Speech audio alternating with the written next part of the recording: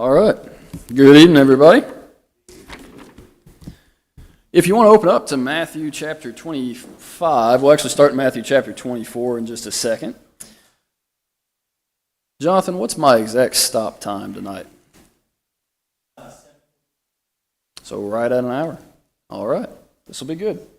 So, like I said, we're going to start in technically Matthew chapter 24. We're going to look at verse 3 to begin in just a second. But I will say that tonight we have two parables to cover, which means that we have a lot of material to get through, but we'll try to do that. But I will say it's a little unfair to the parables themselves, just because if you wanted to, you could touch on all kinds of things in just these two stories. You could talk about the end times quite a bit. You could talk about the degrees of reward and punishment and to what extent that might exist. And of course, there's all kinds of elaborate symbolism in these texts, but we'll leave a lot of that there. But what we will get to do is we'll get to look at these stories and we'll get to make some real applications from them. So we're going to do that. But before we get into the stories themselves, we have to set up the context of these particular parables. And so in Matthew chapter 24 and in verse 3,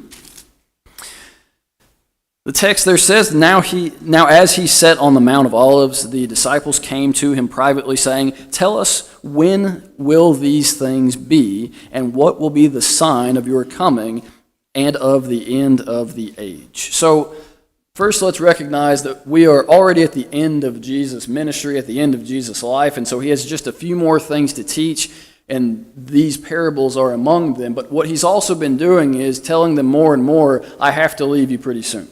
And because of that, they have grown concerned, and they're trying to figure out, well, what exactly does he mean, and how will we know? And so they ask this question. They say, well, in verse 3 there, when will these things be? When is all of this going to happen? And Jesus' response really is not a direct answer, but he says, be ready. They ask when, and he says, you just be ready. It doesn't matter the time. In fact, I can't tell you the time, but be ready whenever that is. Just as a parallel to that, just to bring it in Luke chapter 13, this is verses 22 and following, a very similar situation happens where the disciples on that occasion ask how many will be saved. And what Jesus says is, you strive to enter. He doesn't say, here's exactly how many will be saved. He says, don't worry about that question. There's something bigger that you need to be concerned about, which is yourselves in this situation. These two parables that we're looking at tonight, which are the parable of the 10 virgins, although it's not listed as part of this, and then the parable of the talents, both of these are another in a string of parables that are already being given by Christ. He's already told them a couple of other things, all along the same lines of preparedness. But if you look in Matthew 24, starting verse 36, he gives the example of Noah and how everything seemed normal to the people of Noah's day. Everything seemed like it was going to continue on the way it always had. And you'll remember that Peter also uses that same illustration in 2 Peter chapter 3. So that's the first example of preparedness, that you're not going to know when it's going to happen. And then he gives a story of two servants, starting in verse 45. But let's go ahead and read verses 45 and 46, because I think that they by themselves could kind of tell us the thesis statement of the parables that we're reading tonight too.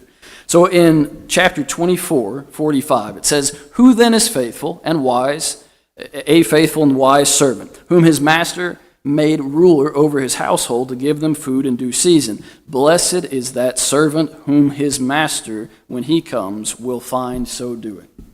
And so it is not necessarily the smartest of the servants. It's not necessarily the most talented of the servants. The faithful and wise servant there. That's all that's really required is faithfulness, preparedness for when the master returns. And so that's what Christ is looking for.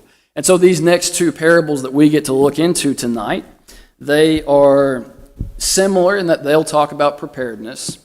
They are similar to each other as far as their purpose and the stories that they tell, but they emphasize a little bit of two different things when it comes to what Jesus wants them to do in regard to preparedness and what he wants them to do in regard to their own faithfulness upon his return. And so we'll start with the first one, in order, that is, which is the parable of the 10 virgins. Now, to begin with, in this context, what do we mean by virgins? That's a question for you all to answer.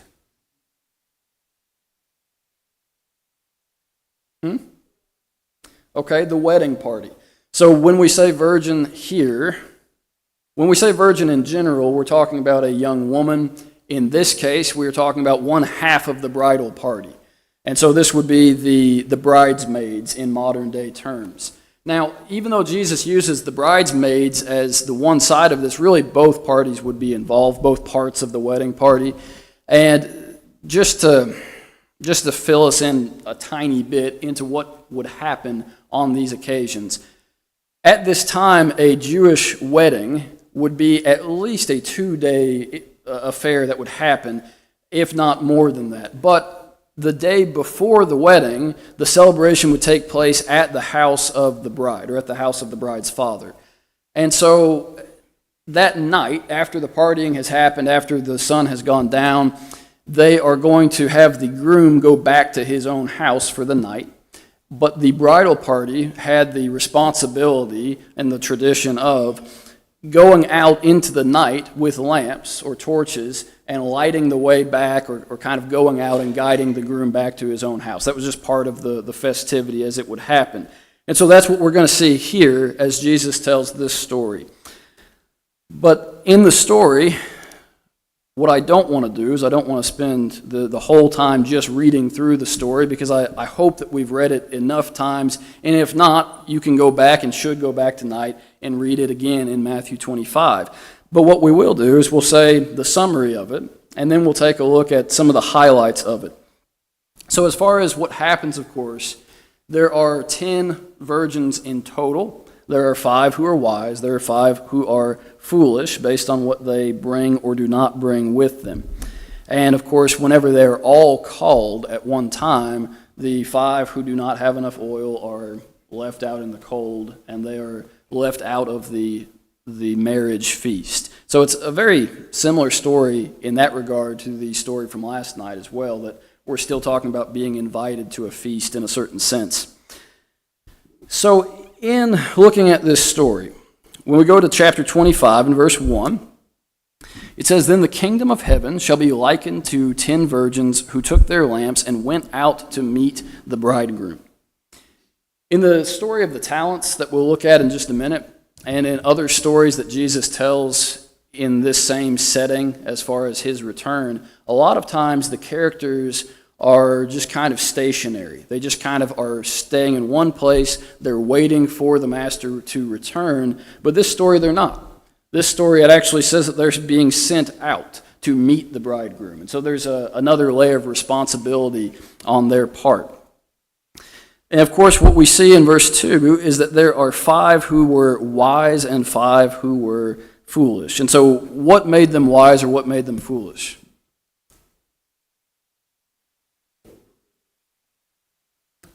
Being prepared, having the oil available for when it was needed. Okay? So they had made preparatory plans in order to not be caught off guard by the unknown length of time until the master arrived. And of course, Jesus is using that to say for himself, I will arrive, but you don't know when. And so it doesn't really matter when, it just matters that you be prepared. And there's an Old Testament parallel to this as well. I'll just throw it in here for interest potentially. In Proverbs chapter 21 and verse 20, it says that in the house of the wise there are stores of choice food and oil. And so it was always wise to have oil on hand, and especially in a society like this where you don't have electricity that you have today, and so you'd be relying on this as your primary light source after the sun goes down.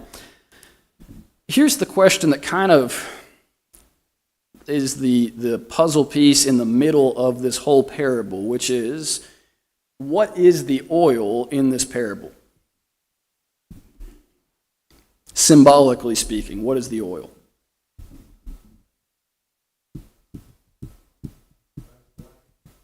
What's that? Okay, provides light. Source, yeah. Mm-hmm.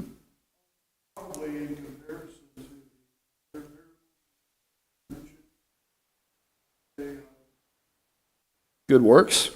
Okay, I like that answer. Anybody have another answer? Faith.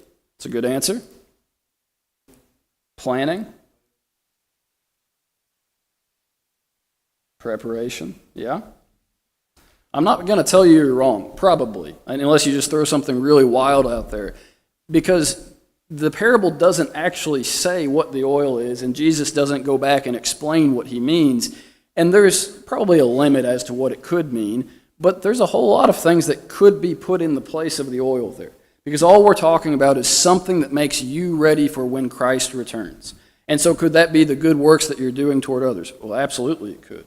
Could that be your faith? Well, it has to be. It could be any number of things that stand in place of the oil here. And so if that's obedience, if that's letting your light so shine before men, if that's anything that you can put in there that stays true to the story is going to be a part of that. But faithfulness in general is probably the idea. There's some that I've seen suggest in this story that the oil is specifically the indwelling of the Spirit. And again, I'd say that's possible, but it's not provable from the text either. And so we can kind of set that to the side and say, well, that could be part of it, but it really overcomplicates the story, maybe beyond what Christ intended. All right. So as we see in the story, they all take their lamps out in verse 4, and then in verse 5 it says, while the bridegroom was delayed, and of course that's until Christ returns, they all slumbered and slept. Okay, we'll stop there for just a second. What are we talking about when we say that they all slumbered and slept? Because there's really two options that I can kind of figure could be meant. The first would be that all 10, whether they were wise or foolish, that they all fell asleep in the sense of they stopped showing the same vigilance with which they started, and they weren't being watchful anymore. The only problem that I would have with that is that it leaves the 5 wise virgins as still acting a little bit foolish. Now, is that true of humans? As wise as we can act, we still act foolishly some of the time? Sure. So we might be able to give some room for that. But the other option, I think, might make more sense, and I'll throw it out there for you. It could be instead that since we're talking about the return of Christ, that the sleep and slumbering of verse 5 is more akin to the sleep of 1 Thessalonians 4. That is to say that it's the sleep of death. And so that if we're talking about a long time in between the master's leaving, which it has been a long time since the master left, and we're still awaiting the master's return, there are very many who have fallen asleep during that time period. There's very many who have died. And then you get to verse 6 and we'd say, at midnight a cry was heard, and what would that cry be? Well, if we're talking about death as sleep, then the cry would be the shout of the archangel. It would be the final trumpet being blown. Now, if that doesn't sit well with you, then don't do anything with it. Just discard it. But if that's something that's helpful, then you are welcome to that idea as well. But any thoughts on that? Any ideas?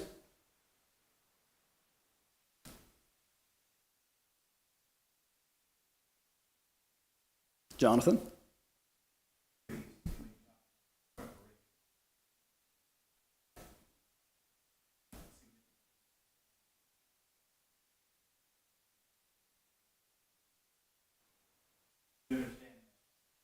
Not knowing the time. Again.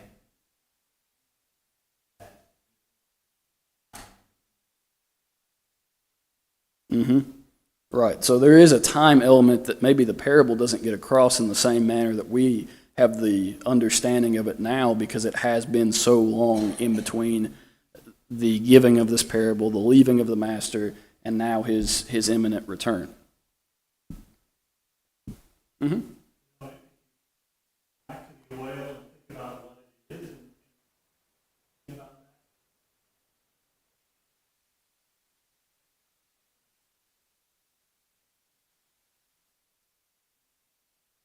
that. And what Mm-hmm. the best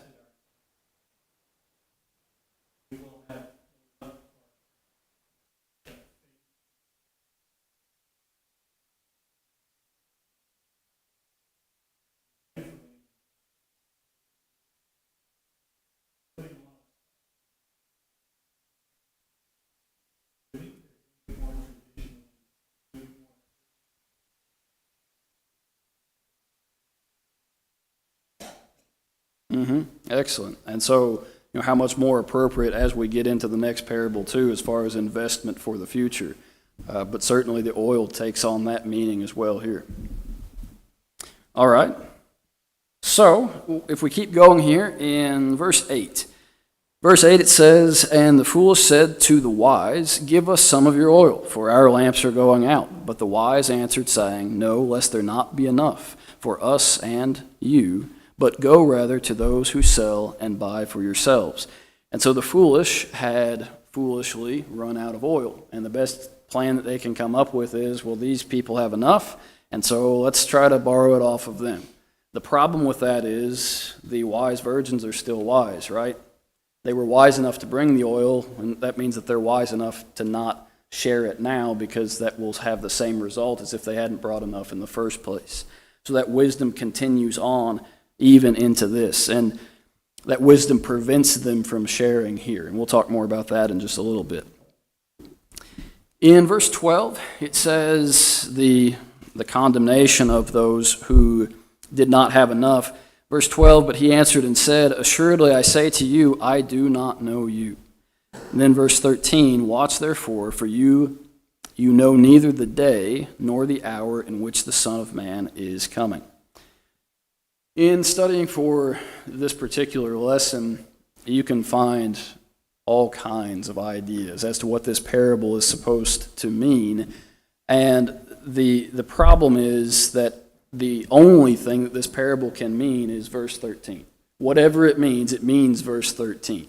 The intention of Jesus is that they would understand that you don't know when the Son of Man is coming. Therefore, be prepared. If it means anything besides that, then we've probably missed the mark just a little bit. But that's the teaching that Jesus wants to get across. Okay. So what do you do with that? What do you do with this parable once you understand just the story part of it and some of the highlights that we've looked at? And there's a lot of things that we could talk about, and we'll talk about a few of them right now. The first thing that we'll mention is this, that in this story, the emphasis is placed on these virgins being wise or being foolish. So is there anywhere in this that it says that 5 of the virgins were good and 5 were bad? The reason I ask that is because when we approach the judgment seat of Christ and we find that there are many who are there that will not enter into the joy of their Lord, not all of the people who miss out on that return of Christ will be morally evil people. In fact, many of them will be good people, but that's not what this is talking about, is it? It's not talking about how good and upstanding they were in their community, or how good of a husband that they might have been, or how good of a father. What it's saying instead is, you could be good, but were you wise? You could be bad, but even if you were bad, you might have been wise before the end. But were you wise or were you foolish? And so there's a difference in that as far as how we emphasize this story. But maybe another way of looking at it, these same virgins are described as wise and foolish, but not as worthy and unworthy. That is, that it wasn't the 5 who brought oil who had now made themselves worthy of the wedding feast. Instead, they were just wise in doing what they knew to do from the master. And so, not necessarily that they were worthy or unworthy. Instead, they were just doing as they were told. They were wise and faithful, back from chapter 24 and verse 45. So, what do you think about the way in which we apply this and the wisdom and the foolishness? Mm-hmm.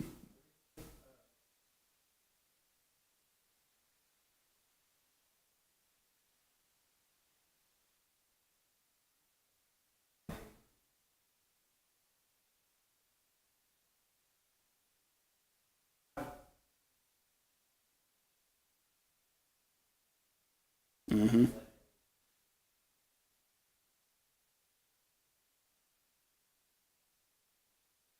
Right. Yeah, so he's not talking to outsiders, he's not talking to strangers, he's talking to people who are already invited to the wedding, and the question is, will they be prepared when the groom comes, or will they not? Mm-hmm.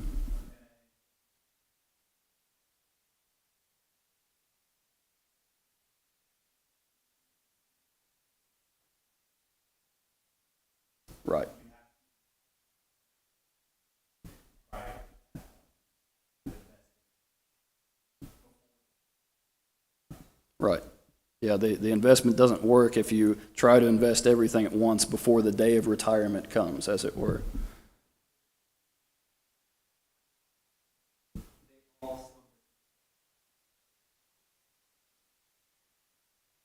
Right. Yeah.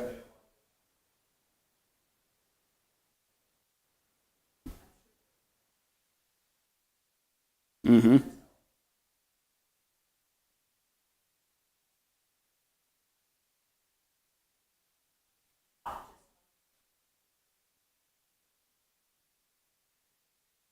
Mm-hmm.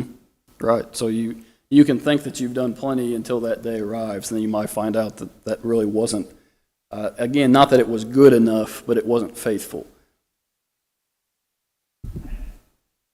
We talk about wisdom. Go back to the best case. Knowledge, knowing that maybe it's the fruit of wisdom and not the fruit. I know it wasn't his, but he preached it here, and that's just what. Mm-hmm. And I think about the fact that those foolish virgins, they knew to take oil. They had the knowledge, wise enough to do what they were supposed to. And Mm-hmm. Right. but being wise enough to recognize, know what they have to do from that. Mm-hmm. Difference between knowing it and living it. Right. Right. Yeah, it's really easy, and this is where it starts to step on our own toes, where we start to say, I live for Christ, I do these things, but then you say, well, okay, but is every decision that I make, is my question to myself, will this matter when the master comes back? And if that's the only directive that I have, then I'm going to change a lot of decisions that I make, because a whole lot of what I do isn't to that. Mm-hmm.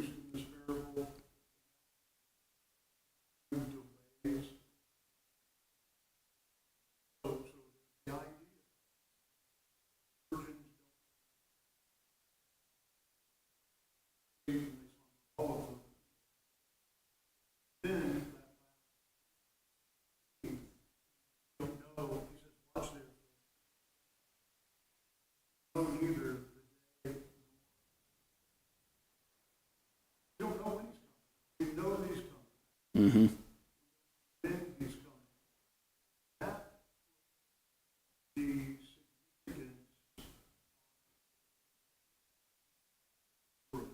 Mm-hmm.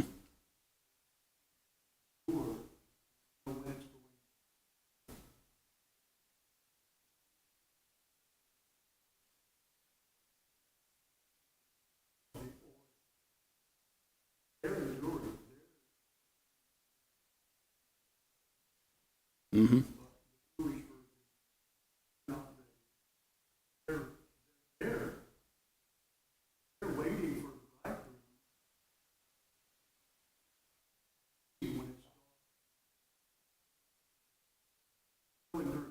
Right.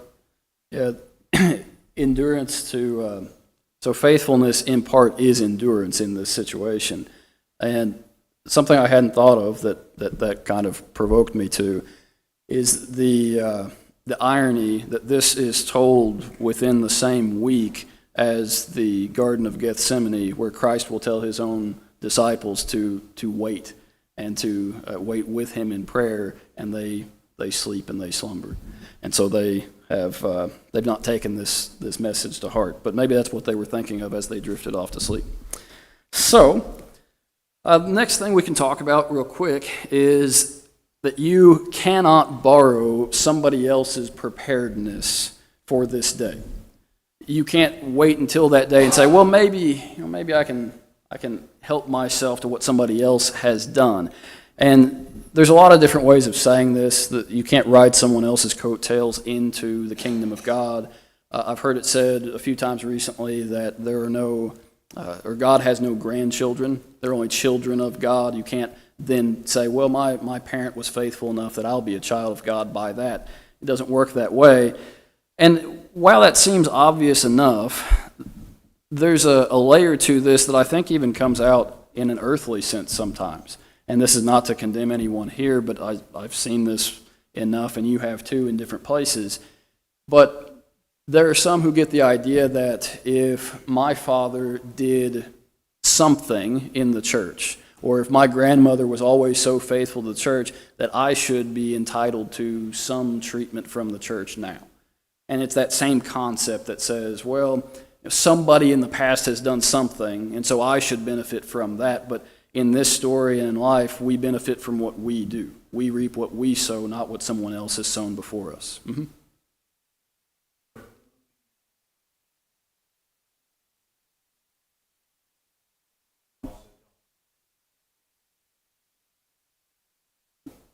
That is very true.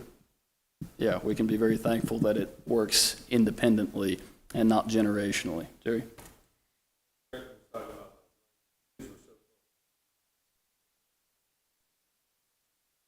Mm-hmm. Mm-hmm.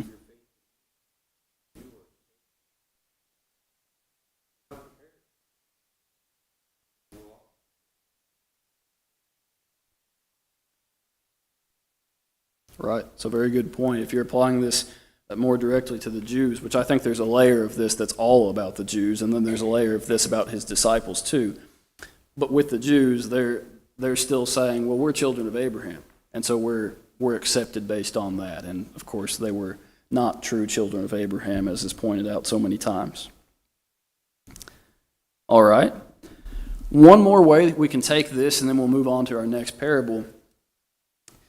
When we're talking about borrowing, this idea of borrowing someone else's preparedness, from the other side of that, from those who do have this faithfulness, they do have this oil in reserve, it is not wise, according to this story, and I would say it's not even loving to allow someone else to borrow from your faithfulness. Okay? Let me make that sound a little bit more harsh for just a second, and then we'll back off of it. The way to make it sound more harsh is to say that it is not better to drown together than it is to let somebody drown by themselves, if those are the two options. And so it's not better for us to go to hell with somebody than it is to allow them to go to hell but make our own decision to be safe. And you might say, well, how does that really play out? And I'll give you an example or two. What this would really be is whenever I find that my child has left the church, and so I begin to soften my standards about what God has said concerning salvation, okay? Or whenever my friend comes out and says that they're gay, and I say, well, maybe God didn't mean it the way that I've always understood it to be. And so what I've done is I've tried to say, well, I have faithfulness to God, and maybe I can share just enough of that faithfulness to get them into this circle too. And as the story would imply, it will not work. No one will enter if that's the case. What do you think either about that or anything else about this parable?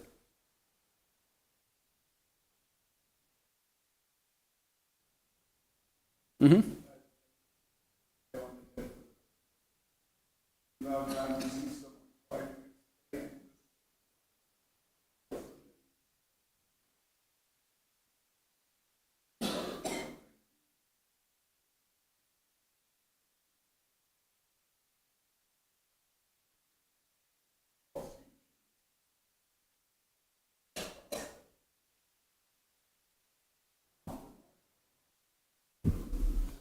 Mm-hmm. Right, but that oil will not spread far enough to cover both. You fight on that, whichever one of you wants to go first. Mm-hmm. That's right, yeah.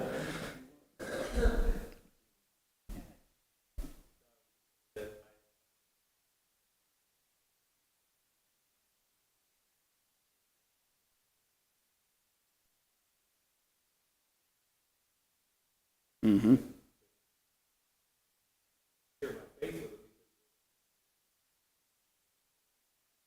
Mm-hmm.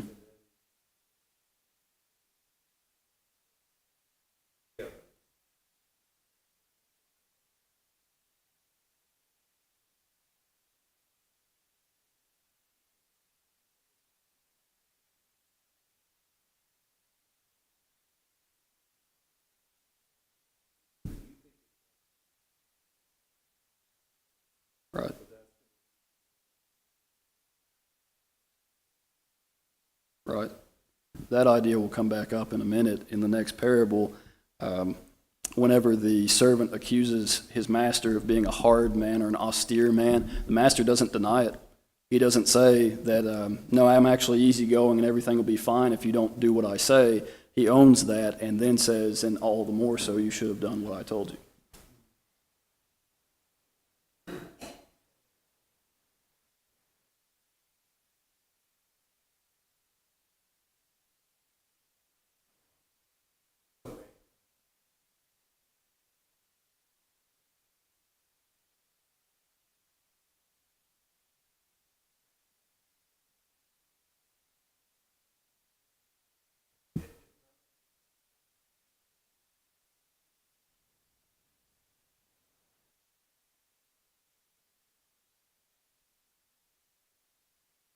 Mm-hmm.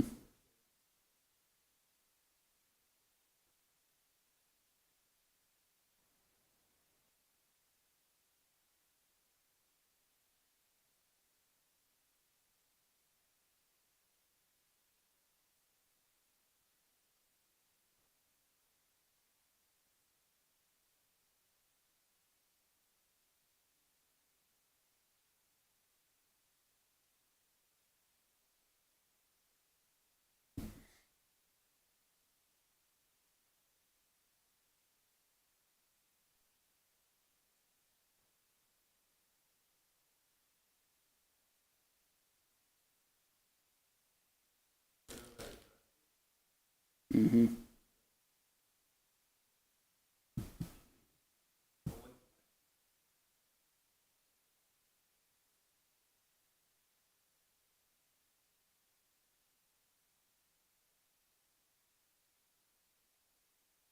Right.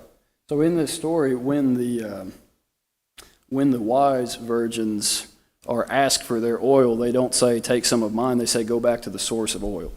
And so I think to your point, what we would say is when it's still early enough, when someone doesn't have enough and we recognize they don't have enough, we don't try to share, but we say, well, you're going to have to go back to where the source of oil is in the first place. You're going to have to go back to God in that case.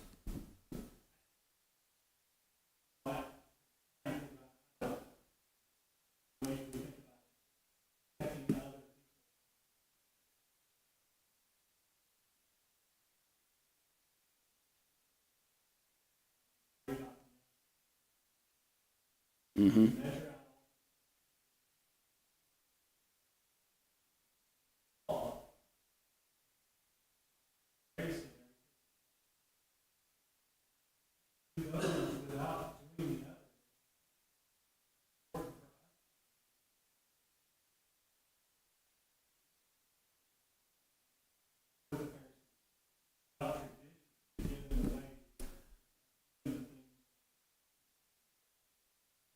Mm-hmm. If we can bring it back into the analogy that Christ uses here, when we're trying to fill our lamps with something that's not oil, when we fill it with tradition, we're essentially taking water and thinking, well, it looks full now, but it won't burn. And so we've changed the substance from something that's actually going to be useful to something that won't get us through the night any better than if it had been empty in the first place.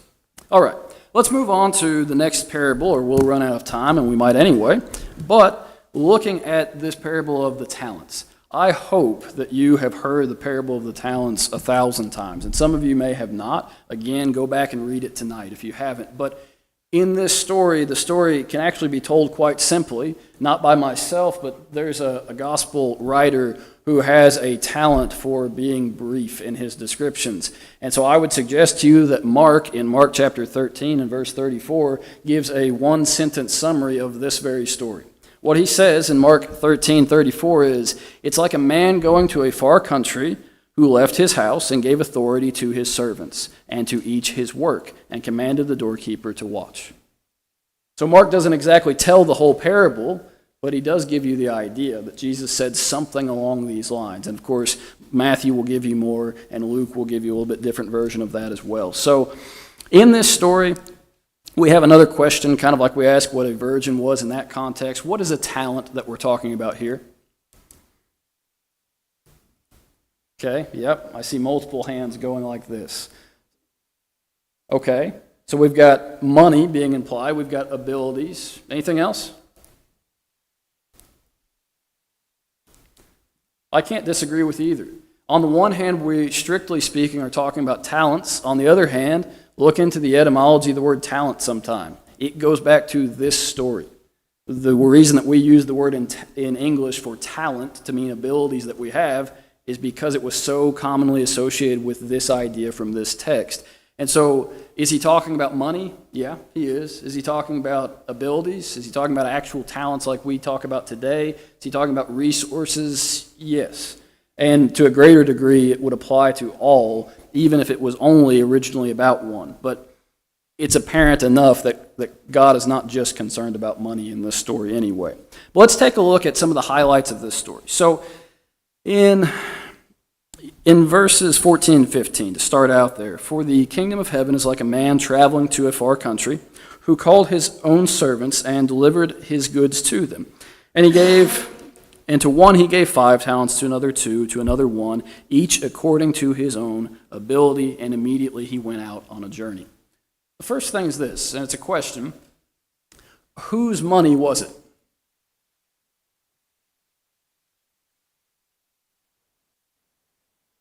It was the master the whole time. So not only was it the master's, if you look a little bit closer at that first verse, or rather verse 14 here, it says that he called his own servants and delivered his goods to them. There are 2 possessives there, right? It's not just his money, they're his servants too. And so, again, we're talking about disciples already at this point. We're talking about Christians at this point. God has given to Christians something that is his and still belongs to him even after he shared it with us. He also gives, in verse 15, each according to his own ability. God gives to us the things that he knows that we are capable of handling. Now, we can prove ourselves capable of that and be given more, as the end of this story will point out, but God gives to us according to ability. In kind of the main part of the parable there, which would be like verses 16 through 23, we're talking about how the 5 and the 2 talent men there, they doubled their money that they had received, and they were given greater responsibility and the reward of entering into the joy of your Lord. And from that, or from there, we go to verse 24. In verse 24, it says, "Then he who had received the 1 talent came and said, Lord, I know you to be a hard man, reaping where you have not sown and gathering where you have not scattered. And I was afraid, and I hid your talent in the ground. Look, there you have what is yours." Okay, here's a question. If you take $1,000 today and you put it under your mattress, you put it in a cookie jar, you put it somewhere, and you take it out 5 years from now, how much is it worth? Less is the correct answer. And if you did that 5 years ago, or it's about 7 years ago now, how much less after COVID? But when we're looking at this idea, then there's kind of 2 layers to this. Not only has he taken the talent and done nothing with it, in the sense that inflation has probably done something. Inflation even existed then, although a little bit less. But then there's another part of it that's opportunity cost. What could he have done? What could the master have done? What if this talent had been given to the 2 talent man? Well, then he would have doubled it too.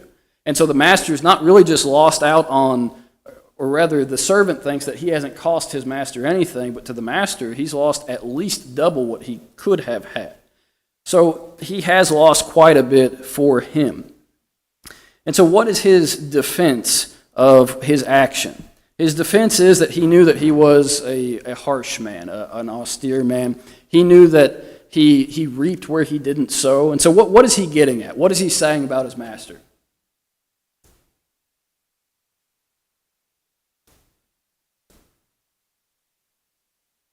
I think what he's hinting at is my master is unjust. I think my master is too strict. I think that I can't do anything to please him. I think it doesn't matter what I do. And so his defense is really just, it wasn't going to work out anyway, so why try? Now, do we still fall into that today?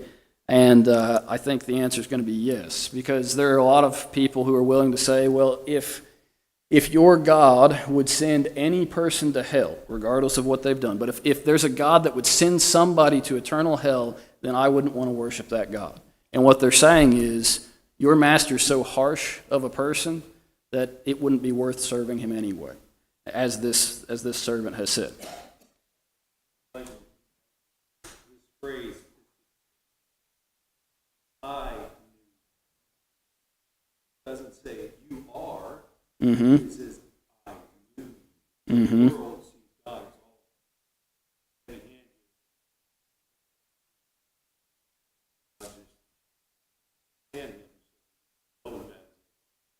Right.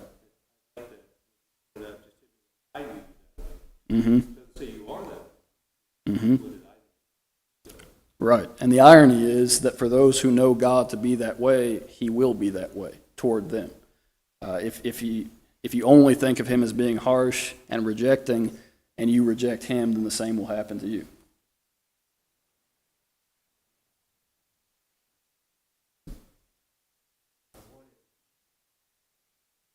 Mm-hmm.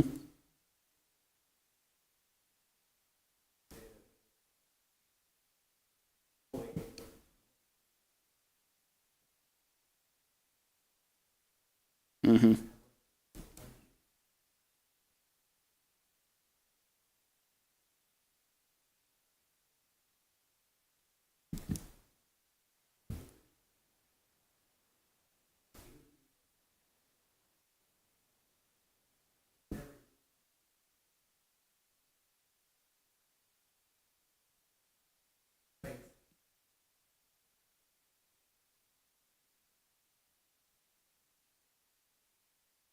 Mm-hmm.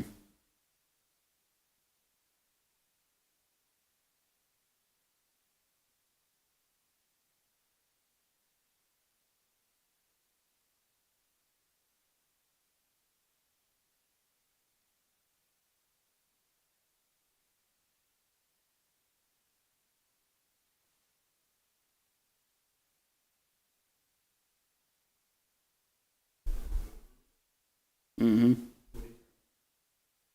Right. Right. And evidently he was unwilling to risk. The reason that he gives, though, that he's unwilling to risk anything is it's not humorous, but it is a little bit ironic. What he's doing is he's pointing to the master, and if I can make this a little bit of a broader picture, I think what's happening is the same thing that happens all through human history, which is victimization. That is that he had the idea that it's not my fault that I didn't do anything with this one talent that was given to me. Really, it was your fault. It was the master's fault, because the master was such a harsh person that I was too afraid to do anything. So it wasn't me. It was somebody else's responsibility. And we'll talk more about victimization in just a second. But what happens to him, the condemnation, verses 26 and 20, through 28 kind of, that is that he's called a wicked and lazy servant. And really the explanation is, if you really thought that I was such an unjust and harsh master, then doesn't that mean all the more so that you should have tried to please me, that maybe your punishment would have been less? And somehow that's been completely missed on him.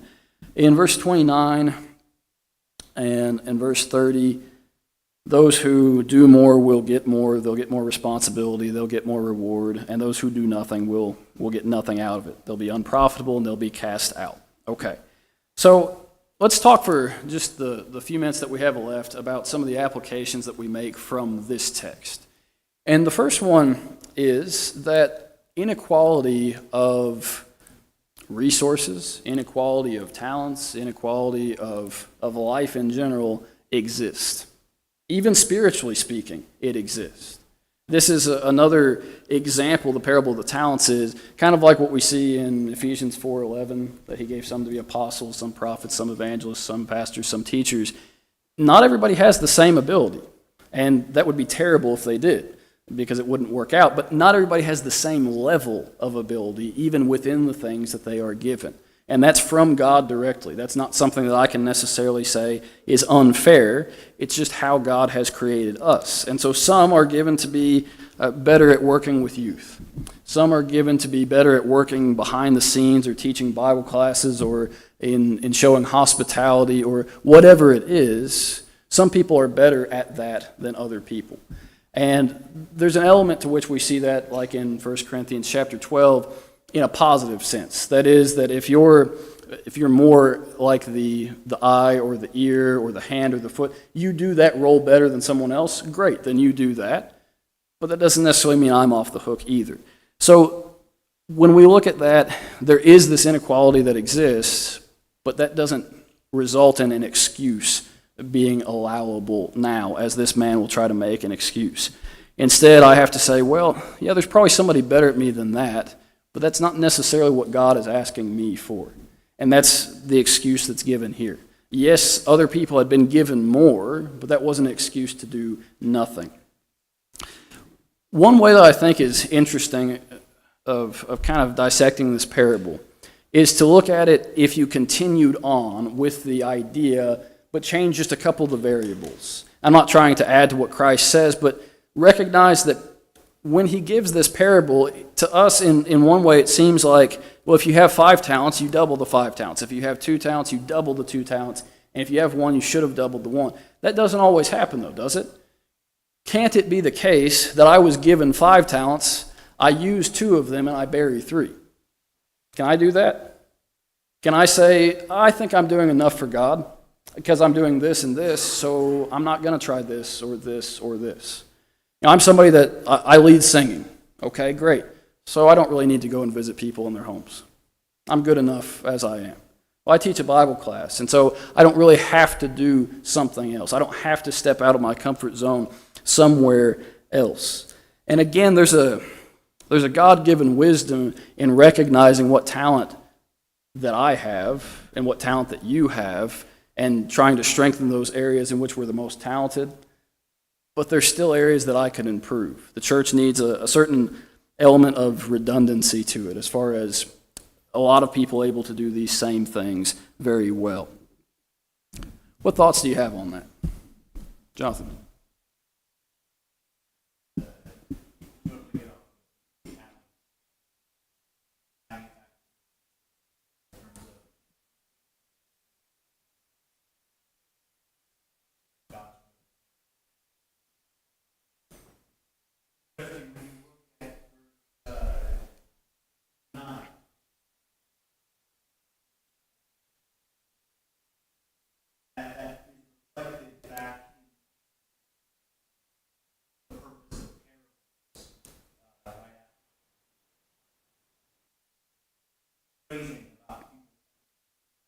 Mm-hmm.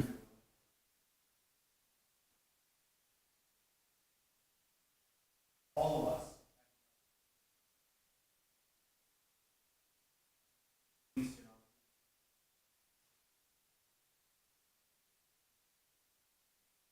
Right.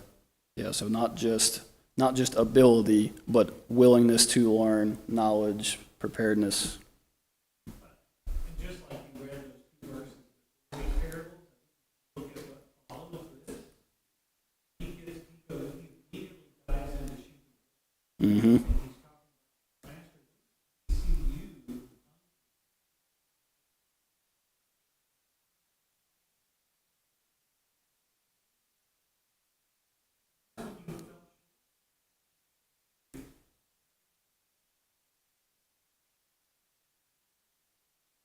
Mm-hmm.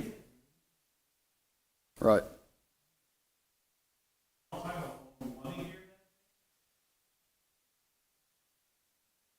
Oh yeah, that's what you don't want to hear on that day.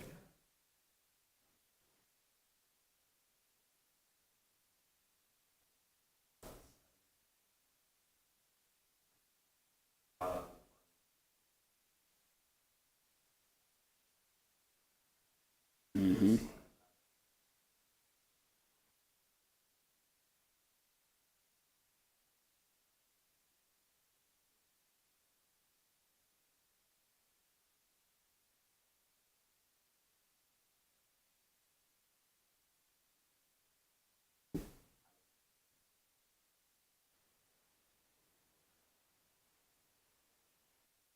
Right.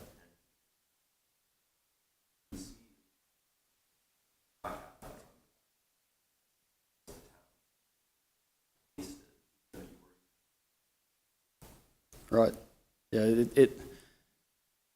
there's an easy way to read this parable where it applies to everybody else, and there's a much more difficult way to read it that says this is all about me and what I have failed to do. Right.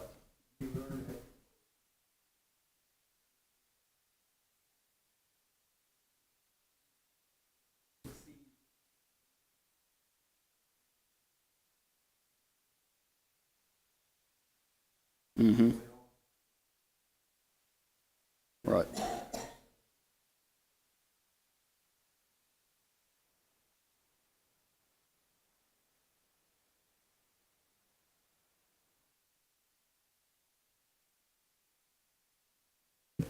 Mm-hmm.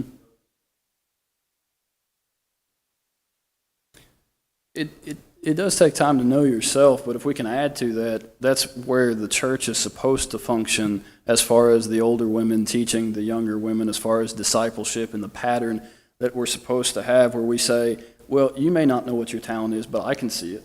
And I can see that you have this ability and this ability and this ability. Let me pair you up with people who have that ability already and can mentor you into that role to develop those talents.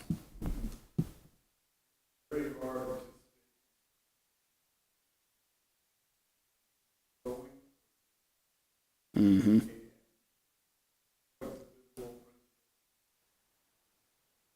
Right.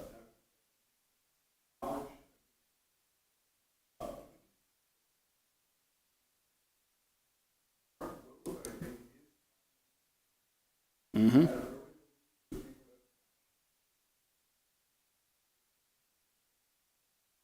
Right.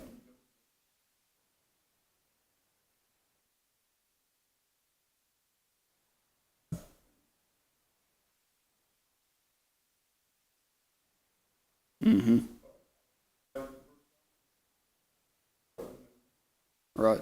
And unfortunately, we all have that, but that means that that talent was buried for 30 years. And you finally dust it off and say, you know what, maybe I can double this. So it's not as linear as it may seem. And I think that's worth pointing out. In this parable, it almost seems like the 5 talents, well, yeah, he's got so much that he can double it. And the 2, he has so much advantage, he can double that. And the 1, maybe it's more understandable, but there's a lot of people that start out being given 5 talents by God and burying all 5. And there's a lot of people that start out with 1 talent, they ended up doubling that, and then God says, okay, double it again. And they do, and they keep growing that way. So you could end up with many more starting with 1 than starting with 5. It all depends on what you do with that. If I can bring in an example real quick from the Old Testament of Moses. Moses, in fitting into the story that we're talking about, when you look at him, it would have been really easy for him to say that he wasn't given as many talents. In fact, of course, he did try to say that. And in some ways, he's right, because he's not the oldest, so that's already 1 strike against him.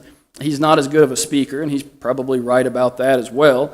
He's hardly a Hebrew, and he's supposed to lead these Hebrew people out of Egypt, but who is he really to do that? He's kind of insecure. He has a temper sometimes. Is he really the best person for the job? Well, sometimes when I don't think I have the talents required for something, God says I do. And I may not know it, but God said, Moses, you've got it. And so it would have been really easy for Moses to take on this victim mentality that says, well, I didn't have the advantage of such and such in this way. Now, he had some advantage growing up in Egypt, but he could have made the excuses like the 1 talent man does here. But when this happens, when we take on this persona as a victim, what we're doing is taking our talent and we're burying it underneath somebody else. We're saying, yeah, I have this talent, but really I'm going to make sure that I don't use it because somebody else, maybe they could do it better, or maybe it's even their fault that I'm not doing better than this. And of course, where does this go back to? Where's the first instance of somebody blaming somebody else for what they had done wrong? Adam and then Eve, in that exact order, right? And then what's the first example of somebody complaining that there was an uneven playing field, that somebody had an advantage over them? Cain and Abel. And so it goes back in human nature to the beginning, where we see people saying, hey, this wasn't fair. He was a keeper of the flocks, and all I did was grow some fruit and some crops, and so it was uneven, it was unequal, and it wasn't fair. But that has never really worked. And so a nice controversial statement to make, at least in today's society, is to say that let me preface it with this. There is and there are real disadvantages that people start with in life.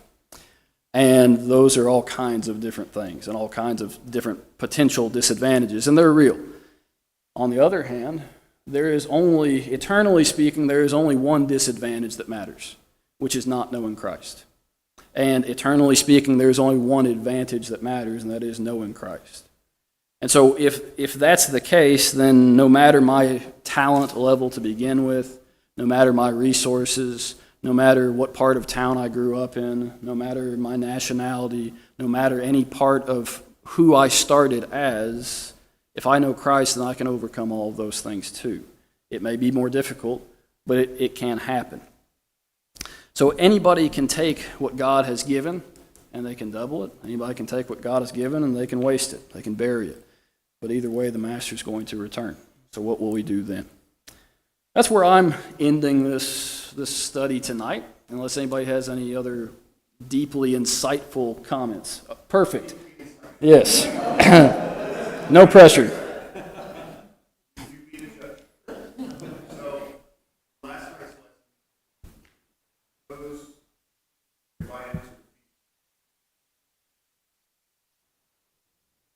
Mm-hmm.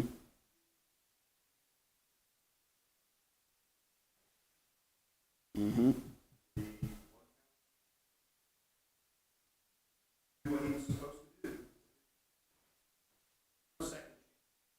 Right.